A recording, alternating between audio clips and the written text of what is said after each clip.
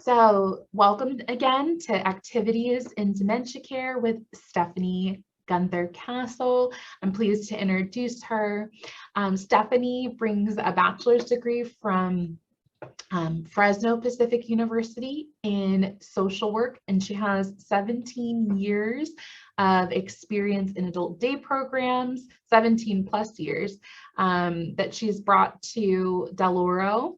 She served as the program manager for Valley Caregiver Resource Center, one of our sister agencies, where she managed 2 adult day programs for people with Alzheimer's and dementia. It's been her passion to serve older adults and their families as they go through the caregiving journey. And Stephani draws on her extensive background in adult day programming to inform clients and anyone who's any caregivers who are interested in how to engage loved ones in meaningful activities. In addition to serving her clients, Stephani enjoys traveling and spending time with her family, traveling when it's safe to do so. So I am pleased to introduce her, and I'm going to go ahead and hand it over to her now. Stephani? All right, well, thank you guys for showing up this morning. I appreciate it. And I look forward to the next hour or so, just getting to share a little bit of my passion with you and some of my experience that I have from the adult day program as well.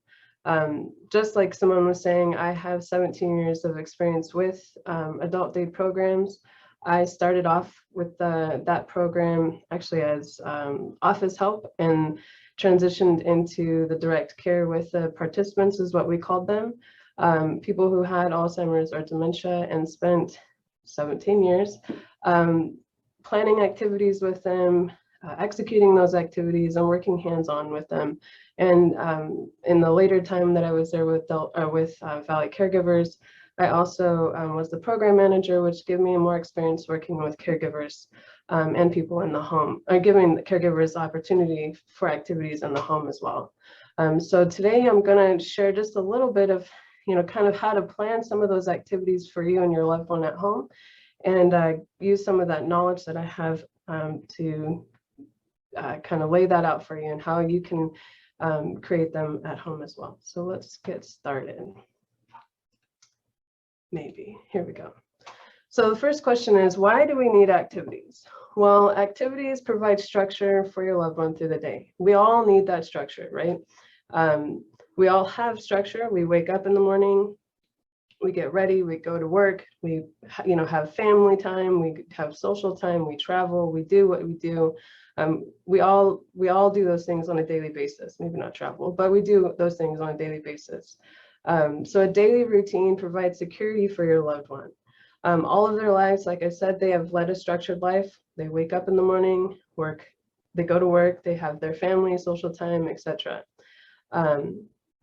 We also need activities. Well, activities provide purpose for your loved one. So it may be hard for them to feel motivated or to understand why they need to be doing what they're doing.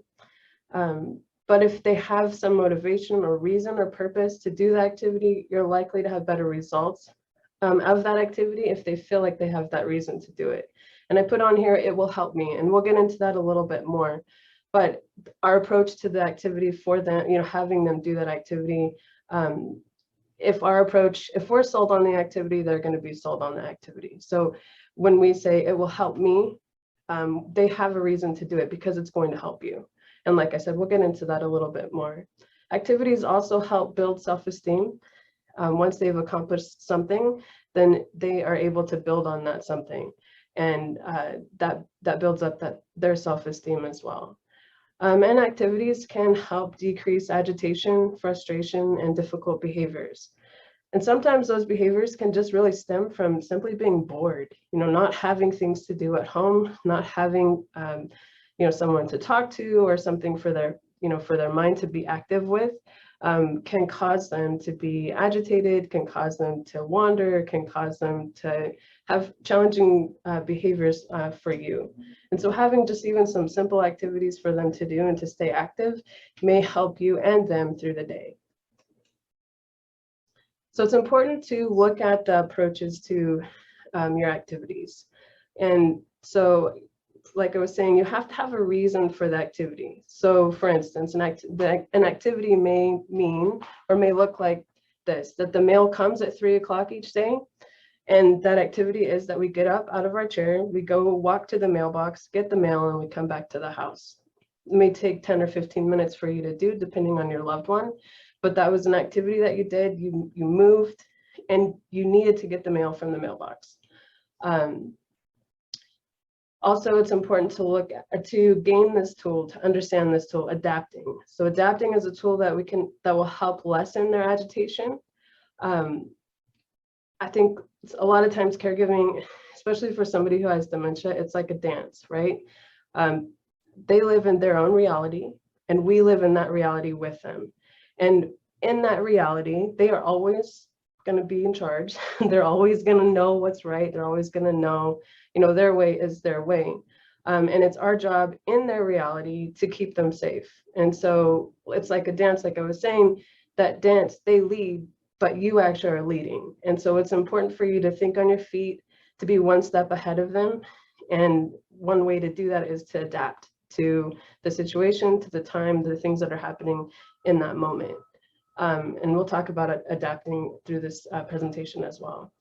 The other, when creating activities, you as the caregiver have probably been in their life for many years. And so you know what they like and they don't like, and you know what can cause, can trigger them to be upset. You know what can, what they've liked before. So when you're creating those activities, it's important to think about the things that they like and to plan things that are successful or have been successful for them in the past. But it's also important to be willing to try new things. So you may not know that they like something until you try it with them. On the same hand, you may not know that they can't do something until they can't do it with you. But you want to give them that opportunity to learn. You want to give them that opportunity to do new things, and give them that opportunity to show you where they're at. And those things change on a daily basis. What they could do yesterday, they may not do today, but they may be able to do tomorrow.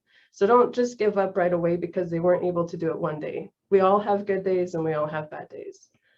And then this other point here, have others help provide activities. I think when you're looking at this, especially if you're the caregiver, the primary caregiver, and working with them on a daily basis or being with them on a daily basis, you have a different relationship with them, and they have a different relationship with you than, say, maybe your son or your daughter or your neighbor or a grandchild, somebody that's not there on a regular basis. So when you're trying to have that activity or do something with your loved one, and they're getting frustrated at you and telling you no and not wanting to do it, your grandson may walk in the door and they do that activity, and you're wondering, like, what just happened? You may have just spent a long time trying to get them to do something, and it was very simple for them to come in. Don't take that personally. That's the disease. So it's important to be able to rely on other people if you have them around to help in those moments as well. And so when you're doing some of these activities like bathing, it may be important or may be helpful for you to have other people available because your loved one may respond to them differently. And also change the scenery. If things change at home, like the lighting in the kitchen may not be the best lighting for them to, maybe not the kitchen, but let's say the living room. The lighting in the living room may not be the best place for them to see or to read or to be able to look at a book or a magazine. But sitting at the kitchen table may be able, you may be more successful with that. If something in the room is causing them to be agitated, or they're just not able to focus in one space, changing spaces may also help you achieve, that success or have a successful activity. Last summer, I did a presentation or did a couple of mini videos, mini videos that we uploaded onto YouTube. I would encourage you to take a look at that. I went through each of the rooms in my house and provided ideas for activities that you can do in each of those rooms, like practical activities in the kitchen, in the living room, in the bedroom, and I think on the patio as well. So take a look at those as you try to come up with activities for you and to do at your own home. They may give you some ideas on, that those videos may help you with some ideas in each of those spaces and how that relates to changing the scenery. If they're following you, say for instance, you have a loved one that wanders and they're in, one room, or going through the house going through the house all day long. Having those activities in each of those rooms provides you with it provides you with opportunity to provide those activities for them in those rooms, keep them active in the spaces that they're in. So having a basket full of laundry in the bedroom, having mail in the kitchen so they can sort through it, having music in the living room, things like that, just being able to think on your feet. Let's see what the next one is. So communicating with them. It's important that we're communicating effectively. So the first step here is to keep it simple. Someone with dementia may have trouble processing and understanding longer tasks. So keep it short and simple, and you will likely see better results. Prompt if you need to. So if you put an activity out for them and they're looking at it, you may need to help them get started. And that's okay. Just simple tasks for them to do, one step at a time.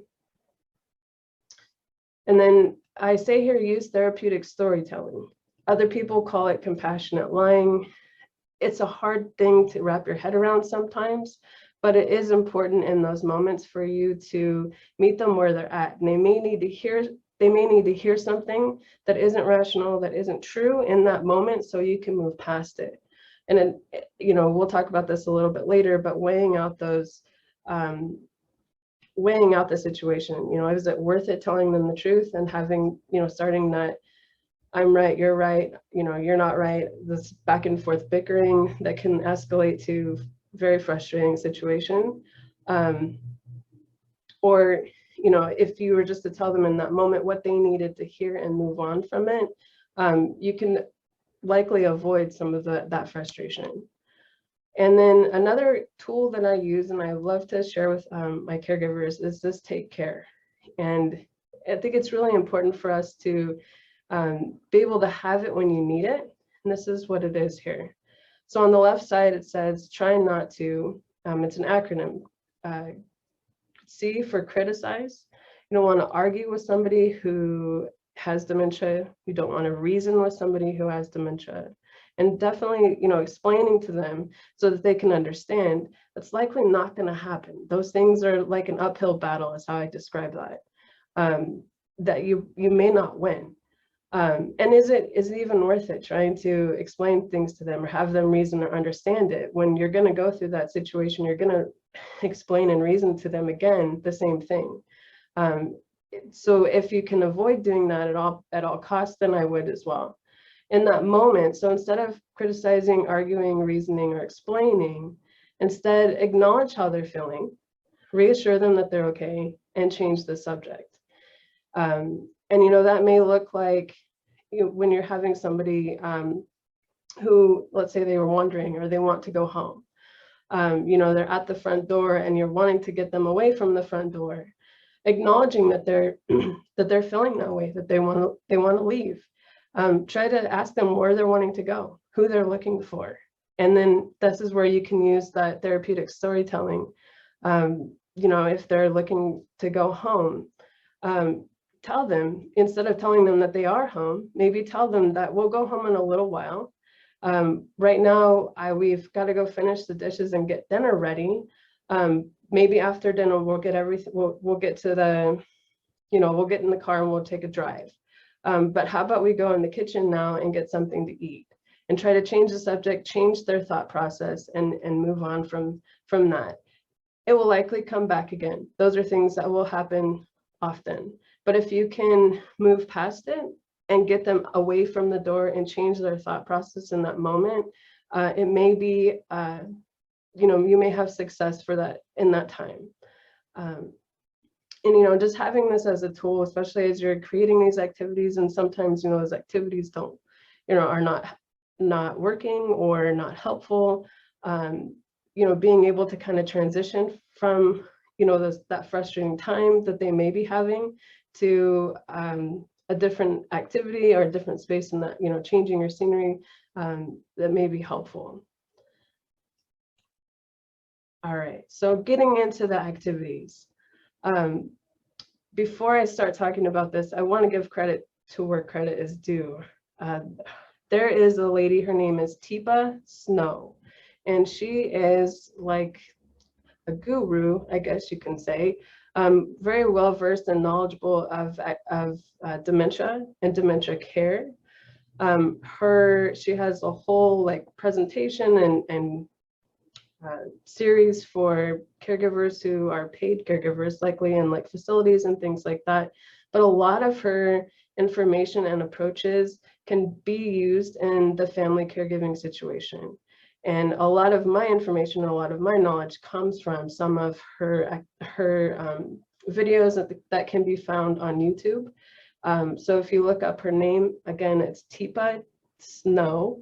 And yeah, just take a look at some of those and you may find some things that are really helpful, some approaches to, challenging situations, to activities, to, as things progress, how to handle personal care, physical environments, and those types of things. As it relates to this, she says there are 4 types of activities.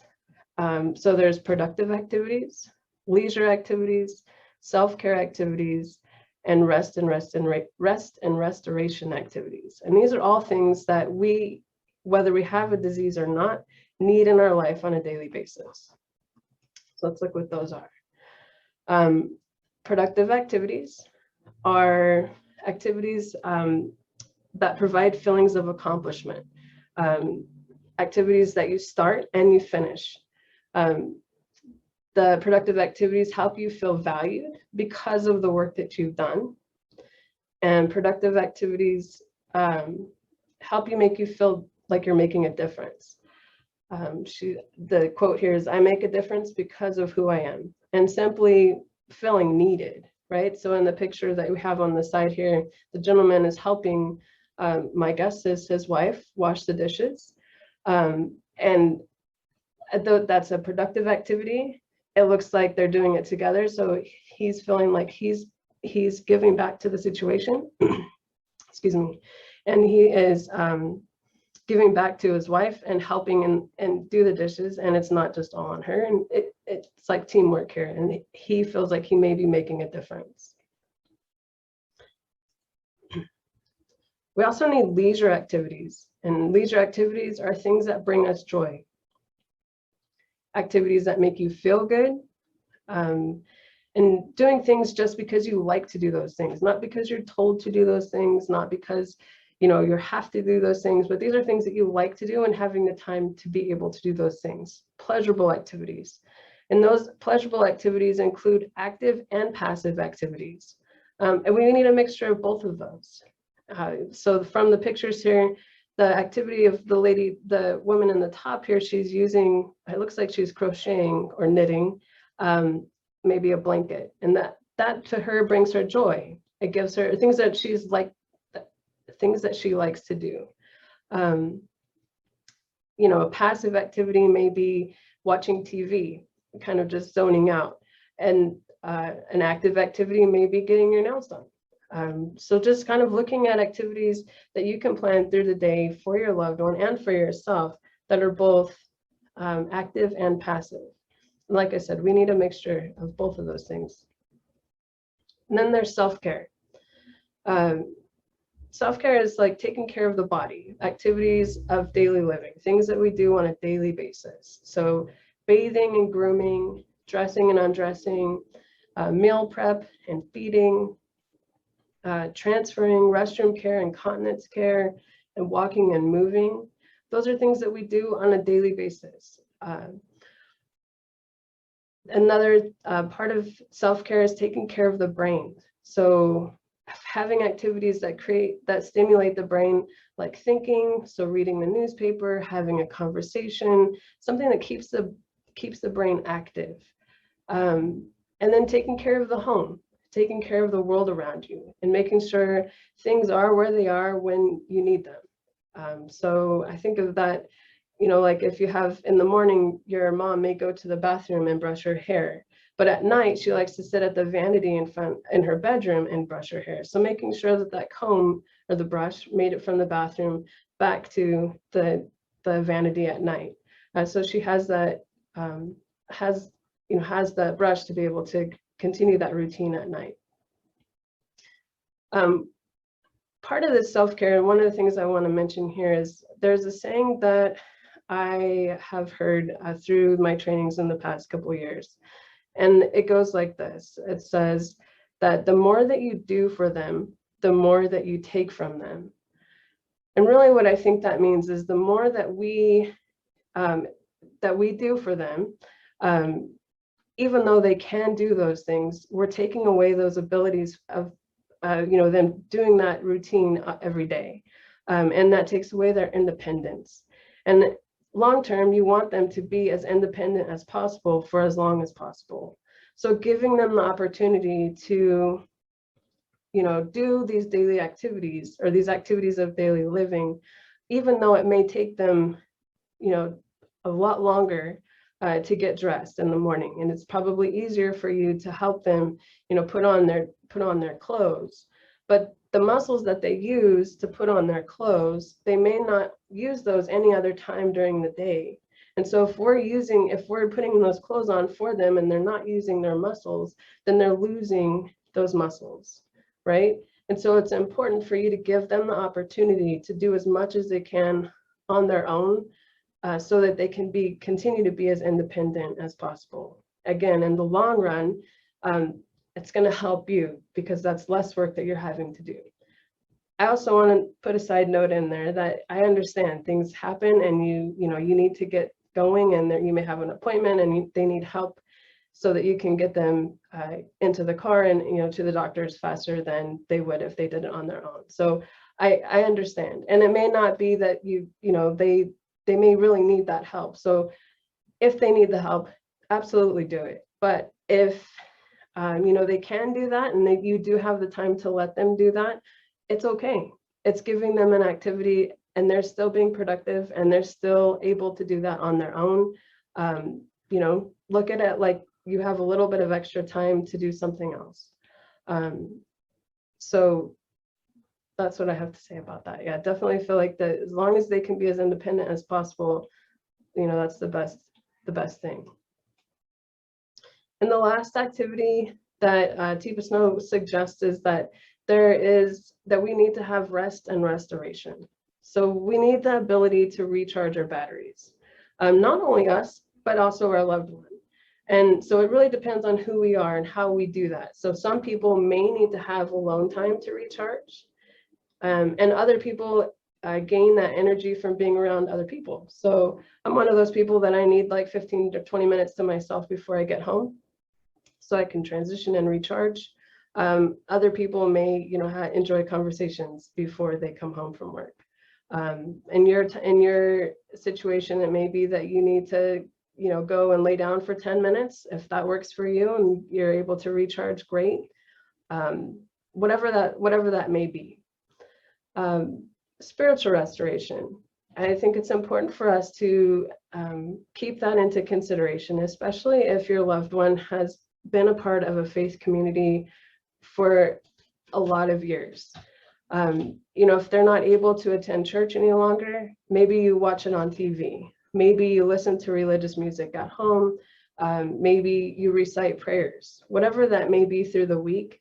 If you're able to give them that opportunity to provide that for them, and even for yourself, I think, that's just a part of this restoration that you need. And then it's also important for you as a caregiver to take care of yourself. And that's why I say both the caregiver and the care receiver need this balance.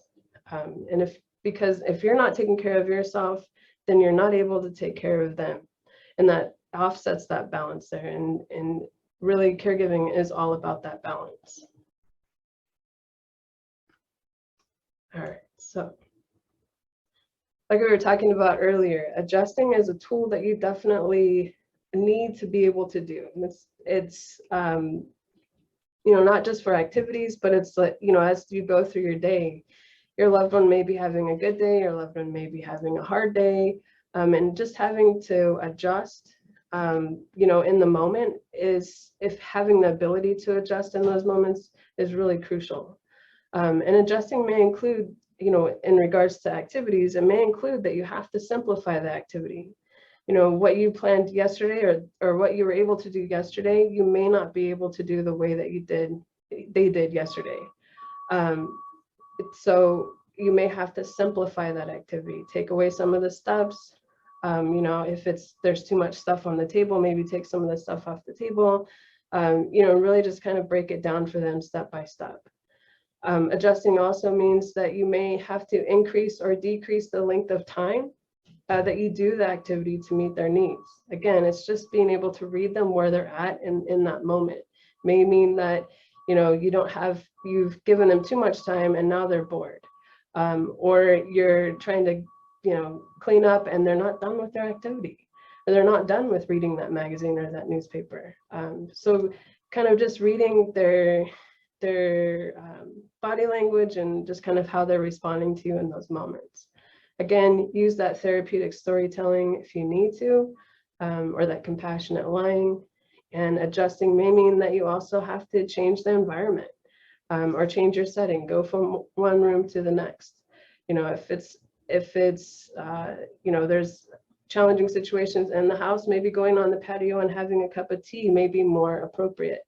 So really just being able to think on your feet, do the dance with them, and if you need to go outside, then go outside, if it's possible. It's also important to have realistic expectations. So as caregivers, we can plan the best activities, and we can give them everything that they need, and it's going to be this great project that they're going to do. And once they've completed it, it may not look like you had wanted it to or expected it to. And so it's important for you to really focus on the feelings of accomplishment that build up that sense of self-worth for your loved one, as opposed to looking at what didn't happen, what wasn't right. So a good example of this may be that you put a basket of towels out for your mom to fold, and your mom folds all the towels, but they may be folded in all different directions and ways that probably won't fit into the closet, and you may have to go back and do them. But in that moment, in that time frame, she did fold all the towels. She felt like she accomplished something and that she likely helped you. And for her, that probably gave her a good sense of self-worth, that she was helping, and that you cared enough about her to be able to allow her to be able to do those, to fold the towels. I think it goes both ways for your loved one and for you.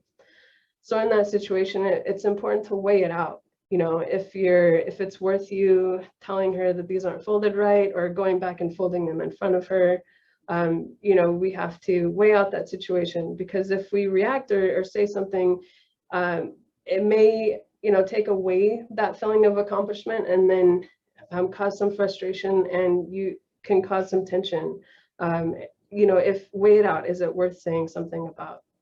Another example of this situation I like to talk about is one of my caregivers in the past. Her mom had a stroke, and she had a problem with drooling.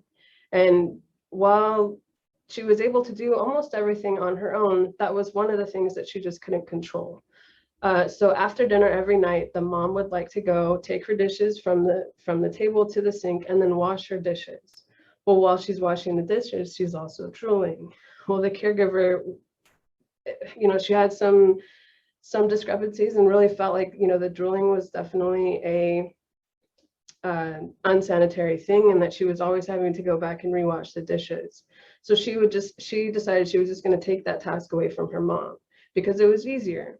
But her mom, that caused every single night, that caused a fight. They were always bickering about it.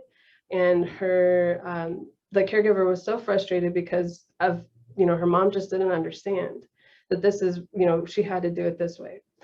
Finally, the caregiver was like, I'm done. It's fine. She can go ahead and do it. She's, it's not worth it for me. So she weighed out that situation.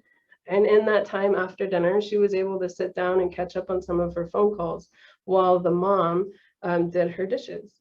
Later that evening, after her mom went to bed, of course, the caregiver went back in and redid the dishes, but she was already redoing them anyway. So all she did was cut out that frustrating situation by bickering back and forth with her mom about, the sanitary thing, when her mom just wouldn't understand, wasn't able to process that. So having to weigh the situation and adjust your perspective. She was able to do the activity. She felt accomplished. She felt like she was still doing something that she's done her whole entire life, and giving back to the house and giving back to, holding up her end of the responsibilities, so to say. And her daughter, got that opportunity to take a few minutes to herself. And so, in this, find the joy in the small things. If your mom felt like she accomplished folding those towels and it was good for her, that's great, and find joy in those things. So when you're creating your activities and coming up with some for you to do at home, it's important to kind of think about old routines and things that they have done in their past, similar to the situation I was talking about with the mom, doing the dishes every night. Those are routines that they've done over and over and over again. And those routines create purpose and keep them safe and secure in the environment that's changing around them. Especially with somebody who has dementia, the world is changing, and that can be scary. And so for us it's our job as caregivers to keep them safe and to provide them that security. And routines really do that for somebody who has dementia. So their whole life was devoted to work or family. That gave them purpose, and that continues to be a need for them. So it's important for us to provide those routines that provide them with that security as, again, the world around them becomes unfamiliar. So we want to create something that has structure. In creating structure, it minimizes that confusion. And again, people with dementia thrive on familiarity and repetition. So having things, doing those things on a daily basis, knowing that, you have coffee at the table in the morning, at 2 o'clock in the afternoon, they take a nap, they watch the evening news, and then they go to bed at 9 o'clock sharp.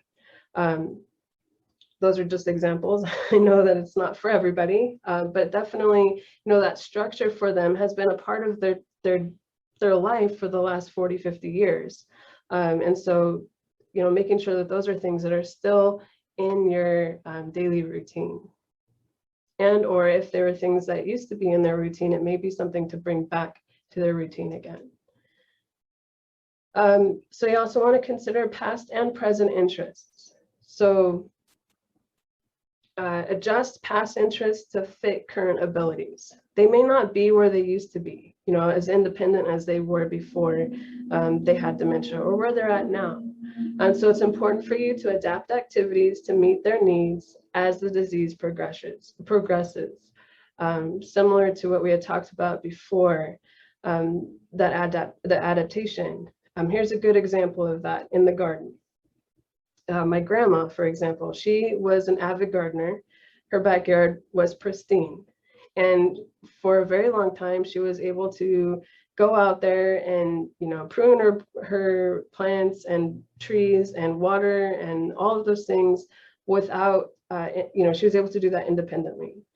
As things progressed for her, she started to need some of that assistance. She needed somebody to be out there with her. She needed to make sure that she had her walker with her and her cane. It came to a point where she was not able to actually walk across the grass safely any longer. So we had to go with her. And if that didn't work, then we transitioned to potted plants.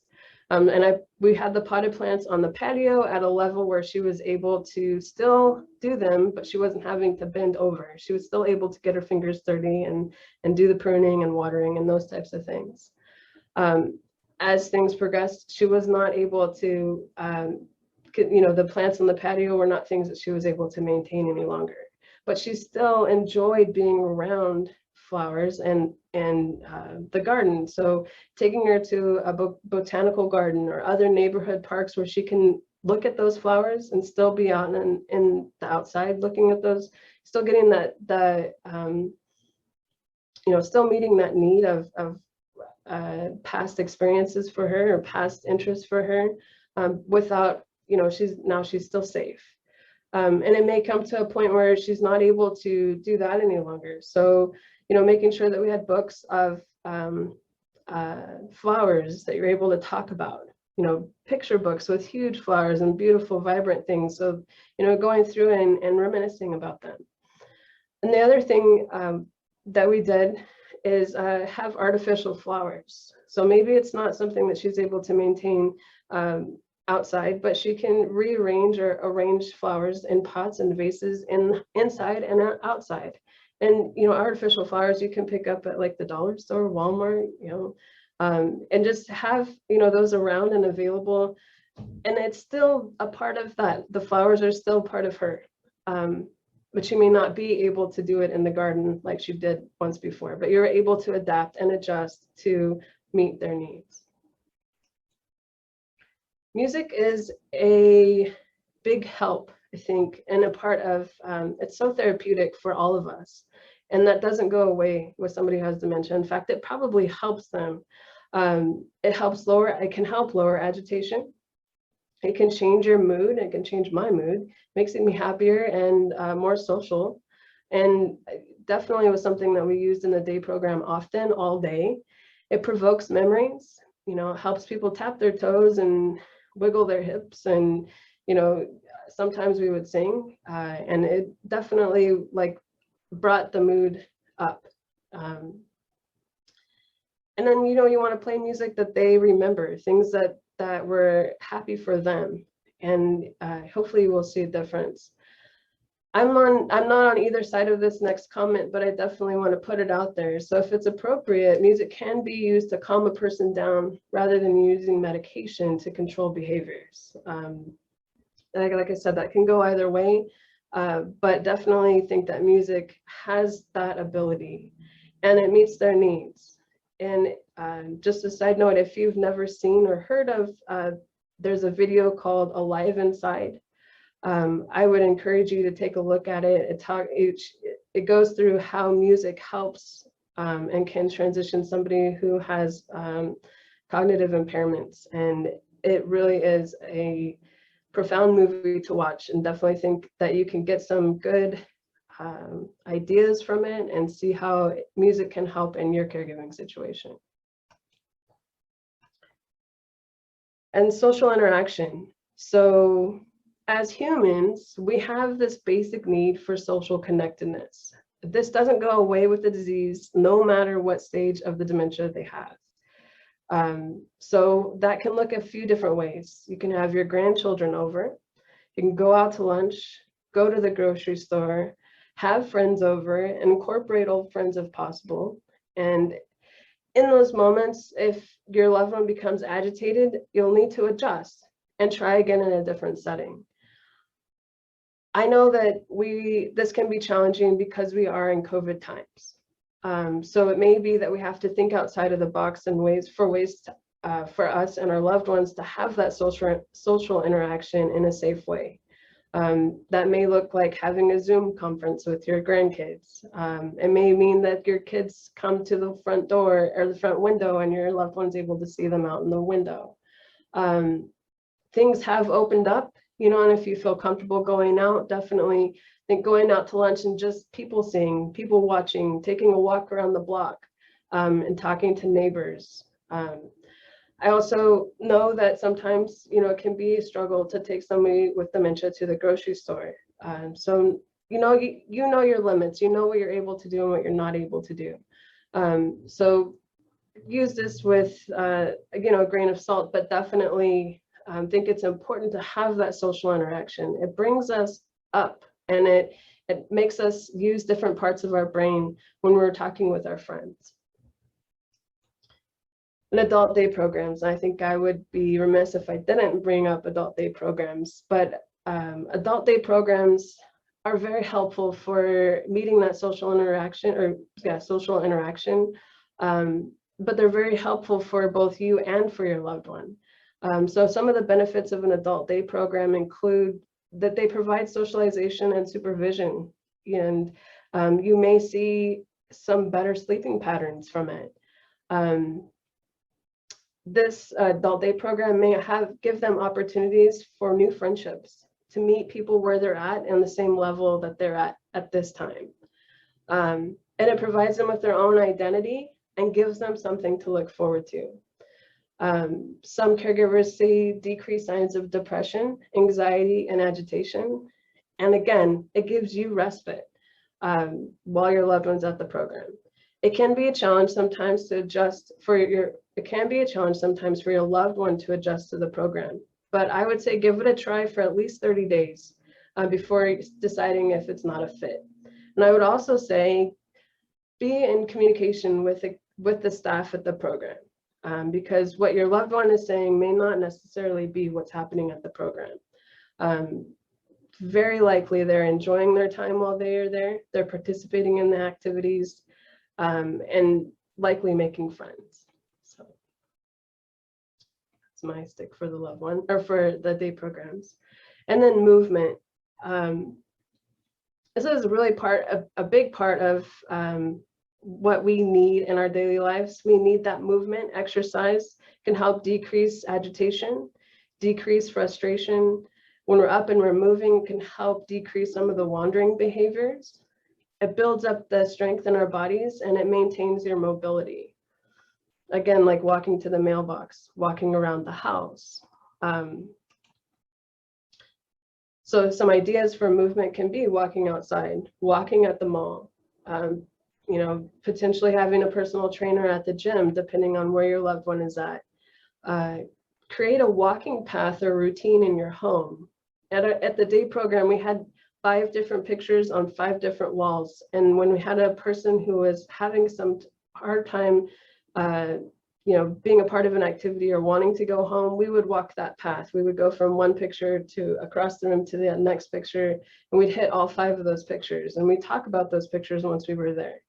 And they were in different spots in the room, and it gave them opportunity for the exercise. It gave them opportunity to communicate with the staff or other participants. And then they were interacting. And if one space they felt more comfortable in, we may stay in that space. So it was really just an opportunity for us to figure out where they were at, what they were needing. And I would encourage you to do the same thing. If you could put, numbers on the walls and have this walking path for your loved one to get up and do once or twice a day, that may provide them with some of that exercise that they may need. Dance, chair exercises with range of motion. You can get some of these off of YouTube. Just look up sittercise, chair Zumba, or seated yoga, anything really with range of motion. Or creating a simple game. One of the games that became very competitive at the program was we cut some of the pool noodles in half and used it as like a bat, and we blew up a balloon and we would bat it back and forth. And it may seem childish at first, but once we put up a volleyball net, like I said, it became a very competitive game in the program. And so, coming up with some ways that can help, or, that you can use that at home, even if that means that your grandchild comes over and your loved one is playing with them. It gives them that movement. Again, something really important for them to have through the day.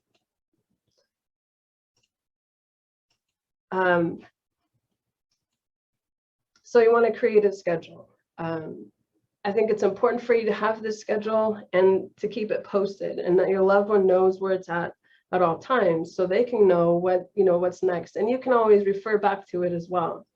So you want to create times that are practical and realistic for create times that are practical and realistic to both you and to your loved one's current routines. You want to incorporate activities that they do now, including meal times, natural nap times, if they watch the evening news, whatever that may be for them. And then try to stick to the schedule as best as possible. That's how you create the routine. And then have activities in different rooms of the house to be able to use when needed. Again, that routine and the structure equal that security for your loved one. So here's an example of a daily schedule. So wake up in the morning, get out of bed, use the toilet, personal hygiene, breakfast, maybe coffee on the patio. At 10 o'clock, you have a tactile activity. Maybe you have music at 11, lunch, rest in the afternoon, exercise. Maybe you garden on the patio. They help you get ready for dinner. You do the evening news, and then you have dinner. That can look, the schedule can be however you want it to be. It can look however you want it to look. And it may be that you only do a scheduled activity maybe once a week as you start to try it, and you move things around, again, adjusting where it's needed. But it really can, the schedule can help keep you on track and keep your loved one on track too. I would also encourage you, as you create this schedule, to fit in time for yourself. If they're doing an activity that they're able to do on their own, you can take that time for you to take care of your own personal needs. Provide yourself with some self-care. Again, that's all about balance, right? The balance, taking care of you and taking care of them. So the last thing is that I would encourage you to check out our YouTube page, Del Oro Caregiver Resources and Resource Center's YouTube page for videos on activities in the home. Simone is going to email you, if she hasn't already, a flyer that says it's the use 101 things to do with Alzheimer's and dementia care. So it gives you 101 different things to do that you can, use while you're creating your schedule. I also sent the acronym Take Care to you. And I think it's important that when you're creating these activities, to make sure that you're having fun. Make sure that your loved one is having fun, keep it light, and laugh often. And I think the last one here is just the sources. So that is the presentation that I had for you today. I think we have a few minutes here for us to ask some questions. Thank you so much, Stephanie, for that wealth of information. I feel like I always learn something new, and it's always just a good reminder of how we don't have to reinvent the wheel when we do activities with our loved ones, that there are ways of developing activities kind of organically within, our everyday lives. I will certainly send out resources after today's event, the resources that you mentioned. In the meantime, I invite anyone to drop questions that they have for Stephanie into the chat. We do have one question for you, Stephanie. That's what do you recommend? What do you recommend for a caregiver who's trying to engage their loved one in an activity and encounters resistance to that activity? How should you redirect them? I would give it a few minutes before you try to do the activity again. Give it some time. It may be an activity that's not something that they're ready or wanting to do at that moment. So maybe put it away for a few minutes, maybe try it again in the afternoon or the next day. It may be something that they're just not wanting to do or may not work for them. I encourage you to look at some of the videos that we talked about on YouTube, because I did go over some of that in those videos, and just how to break down an activity and adjust the activity from somebody who's able to do it in its entirety down to how do you create a different activity from the activity that you had. So that resistance, you don't want to, argue or reason with them. So if they're not willing to do it or wanting to do it, or if it's not happening in that moment, it probably won't happen. And so it may be that you come back to it at another time. Thank you for that. Another question. What activities do you recommend to help a person who is experiencing sundowning? I guess the question is, what activities are most appropriate when someone's experiencing sundowning? Sundowning is a very challenging behavior, thing that happens with people who have dementia or Alzheimer's. I would say look at the situation when your loved one is sundowning. What are they doing most? Are they pacing? Are they, are they going through things? Are they, going from one room to the next? I would give them that opportunity to, maybe use that time for some of the exercise and turn on music, turn on all the lights, and try to, just keep them as safe as possible while they're going through that. But, if it's pacing, I would, like we had talked about, putting up different pictures in different parts of the room, like we did at the day program. Maybe you do that routine and you just keep walking and walking and walking. You're likely not going to change the behavior, but just trying to keep them safe in that. If there's a way for you to, keeping them safe may mean that you put a picture in this room and that room, but avoid this, the living room, or avoid the stairs, or, those types of things. So just trying to keep them in a space where they're going to be safe. Yeah, and then that music, really just giving them hoping that music would help kind of redirect some of their thoughts and agitation. Thank you for those suggestions. Our last question: how does adult care work for people with dementia? Because of the unfamiliar world that's being presented to them. So the question is, how does an adult daycare program work for people with dementia, being that it's maybe unfamiliar? That's why I say give it some time for them to adjust to the program. The program staff have been trained in dementia care, and so they're going to have ways to redirect. They're going to have ways to approach them when they're in the program to get them to be involved in the activities. And they may not know what's going on at first. They may not, understand what's happening. It may be a scary situation for them, but I would definitely keep in contact, like I said, with the staff, and just kind of come up with a plan together. We would do that. If I knew somebody was coming in that, it could be difficult for them to adjust, I would make sure that I had some staff that worked one-on-one with them to kind of acclimate them to the program, get to know them a little bit, so that I can pair them up with somebody else in the program, another participant that has similar interests, and hope that they can, start some of that, establishing some of those friendships. And I would also ask as a staff, I would ask the caregiver, what are some things that your loved one likes to do? What are some hobbies? What are some, what's their favorite music? What is their favorite sport? Those types of things, which really help the staff.